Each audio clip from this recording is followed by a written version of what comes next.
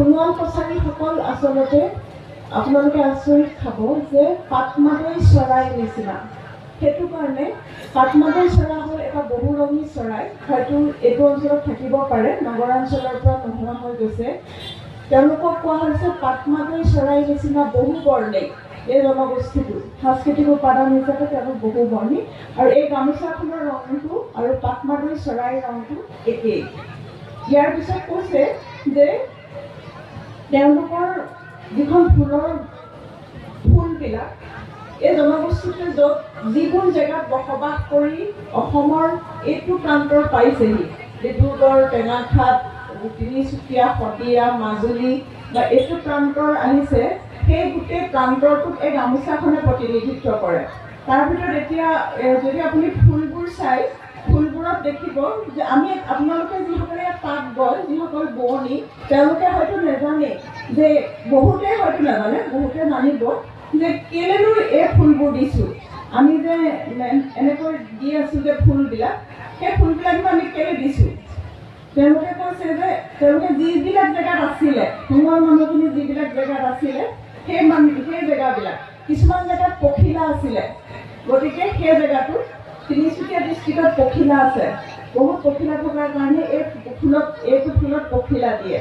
যিবিলাকে ধেমাজি ঢকুৱাখানাৰ ফালে বসবাস কৰিছিলে, তেওঁলোকে বেছি লতা দেখিছিলে সোণোৱাল কছাৰী মানুহখিনিয়ে, গতিকে ফুলত এক ধৰণৰ লতা থাকে।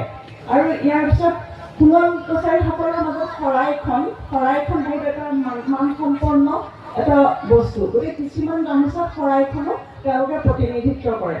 সোণোৱালসকলে সঁচাকৈ সোণ কমাইছিলে নে নাই, এইটো লৈ এতিয়াও বহুতখিনি চিন্তা চৰ্চা আলোচনা হৈ আছে।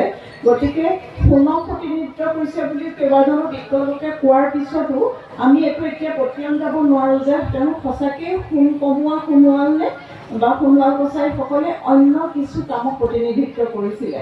গতিকে এনেকুৱা এটা সংস্কৃতিবান জনগোষ্ঠী অসমৰ যিটো প্ৰান্তৰতে আছে, তেওঁলোক শিক্ষা দীক্ষাও বিভিন্ন ধৰণে আগবাঢ়ি গৈছে। তাতোতকৈ ডাঙৰ কথা, সোণোৱাল কছাৰীসকলৰ মাজত কিছুমান বস্তু নাই, যেনেকৈ আধিপত্যবাদী সমাজ। অসমীয়া সমাজখনৰ বহুত গাঁও, বহুত ঠাই আধিপত্যবাদী। মই বিশেষকৈ মাজুলীত থাকোঁ, তাত বৰ্ণবাদী আধিপত্যশীল সমাজখন দেখোঁ, য'ত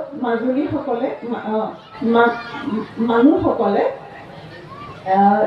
দেখে, মানুহবিলাকে মানে ওপৰৰ যিবিলাক বৰ্ণ বুলি কয়, উচ্চ বৰ্ণ, তেওঁলোকে নিম্ন বৰ্ণৰ মহিলাসকলক বা তেওঁলোকৰ মহিলাসকলক খুব ভিতৰত ধৰাই ৰাখে।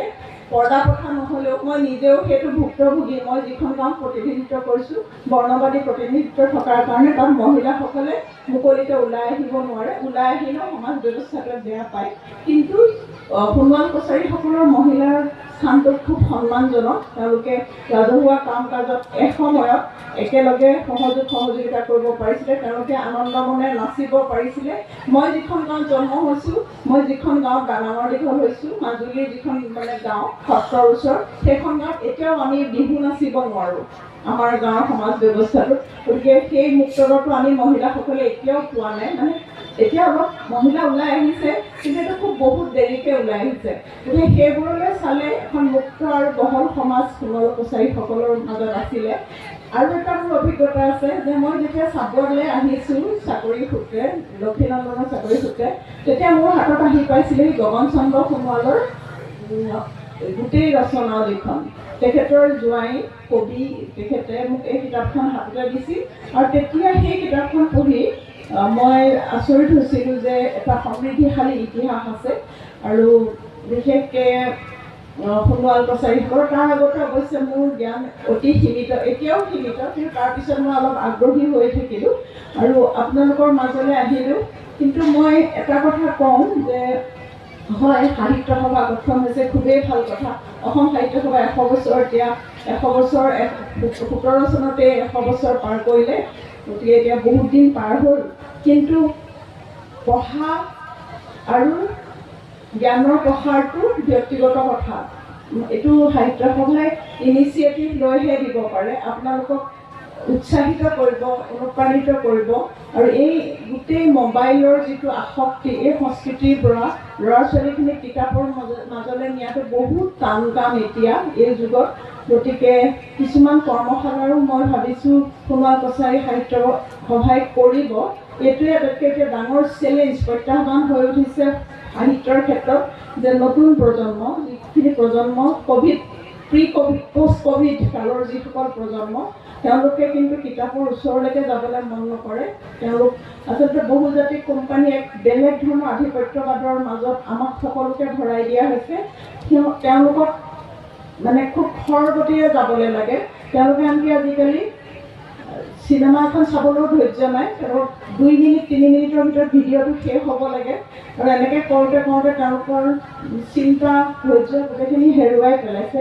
গতিকে মই অসম সাহিত্য সভাৰ বিভিন্ন অনুষ্ঠান বা বিভিন্ন অনুষ্ঠানলৈ গ'লে এইটোৱেই কওঁ যে সেই ল'ৰা ছোৱালীখিনিৰ কাৰণে যিসকলে ইতিমধ্যে ধৈৰ্য হেৰুৱাইছে, তেওঁলোক খুব খিংখিঙীয়া হৈ পৰিছে, সেইসকলৰ মাজলৈ যদি সাহিত্যটোৰ কিতাপখিনি লৈ যাব পৰা হয়, তেতিয়াহে আচলতে সকলো ধৰণৰ সংগঠনৰ এনেকৈ সংগঠিত হোৱাটো সফল হ'ব। কাৰণ আমি সাহিত্য কাৰ কাৰণে কৈছোঁ, সেইসকল প্ৰজন্মৰ কাৰণে যিসকল প্ৰজন্মই আমাৰ সাহিত্য পঢ়িব। সোণোৱাল কছাৰী যিসকল অগ্ৰজ লেখকে এই সাংস্কৃতিক সম্ভাৰ, ইতিহাসৰ সম্ভাৰ আমাৰ মাজত এৰি থৈ গৈছে, সেইখিনি যদি নতুন প্ৰজন্মই নপঢ়ে বা আমি লিখা কথাখিনি যদি নতুন প্ৰজন্মই নপঢ়ে, তেতিয়াহ'লে সাংস্কৃতিক গোটেই ব্যৱস্থাটোতে প্ৰচণ্ড আঘাত পৰে। গতিকে মোৰ এগৰাকী লেখক, অসমৰ এগৰাকী লেখক হিচাপে সোণোৱাল কছাৰী সাহিত্য সভাৰ সকলো বিষয়ববীয়ালে এটাই অনুৰোধ, নতুন প্ৰজন্মক লৈ আপোনালোকে বহুত কাম কৰাটো প্ৰয়োজন আহি পৰিছে। কাৰণ লেখক হিচাপে সেই প্ৰত্যাহ্বান মই পদে পদে অনুভৱ কৰিছোঁ। গতিকে আজিৰ পৰাই এইটো অনুষ্ঠান আপোনালোকে ইয়াত কৰিছে, এনেকুৱা প্ৰান্তৰ অঞ্চলত কৰিছে, এইটো খুবেই ভাল লগা কথা। আৰু এই মানুহখিনিৰ লগত আপোনালোকৰ সন্মুখত 2 এষাৰ কৈছোঁ। মোৰ এটা তথ্যগত ভুল হৈ গৈছিলে যে আমাৰ 7টা খেলৰ 14টা বংশ আছে। মই চাগে এটা ভুলকৈ কৈছিলোঁ, ক্ষমা বিচাৰিছোঁ। গতিকে আপোনালোকৰ মাজলৈ আহিলোঁ, ভাল লাগিলে। আপোনালোকৰ যিখিনি ইতিহাস সম্বলিত কিতাপ আছে আপোনালোকে পঢ়ুৱাওক।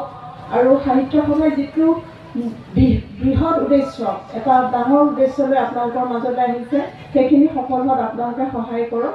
আৰু আমি সাহিত্য সভাৰ ক্ষেত্ৰত দেখিছিলোঁ যে সাহিত্য সভাই কৰিব 100 বছৰীয়া অসমীয়া সাহিত্যৰ ইতিহাসত আমি প্ৰত্যেকজন লেখক আৰু পাঠকে দায়িত্বটো সাহিত্য সভাত দি থওঁ, এইটো তেওঁলোকে কৰিব। গতিকে তেনেকৈ ভাবোঁতে বহুত কাম থাকি গ'ল।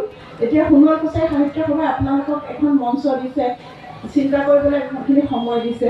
গতিকে ইয়াৰ পিছৰ কামখিনি কিন্তু আপোনালোকেহে আগবঢ়াই নিব, তেওঁলোকে আপোনালোকক সংগঠিতহে কৰিছে। গতিকে কিতাপ, ইতিহাস, সংস্কৃতি এই জয়যাত্ৰা অব্যাহত থাকক। আৰু মোক নিমন্ত্ৰণ দিয়াৰ কাৰণে আপোনালোক সকলোকে ধন্যবাদ। আপোনালোকৰ জনগোষ্ঠীৰ এজন বুলি মোক ভাবক, বাহিৰৰ বুলি ভাবিলে মই বেলেগকৈ ভাবিম।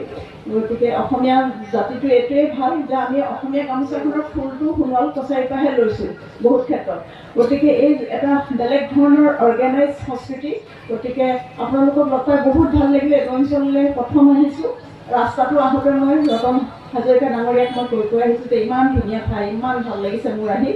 আপোনালোকক লগ পাই ভাল লাগিলে। ভুলে শুদ্ধে কিছু কথা ক'লোঁ। পৰৱৰ্তী প্ৰজন্মত আকৌ লগ পাম। পুনৰবাৰ সন্মানিত অনুভৱ কৰি সামৰণি মাৰিছোঁ। ধন্যবাদ।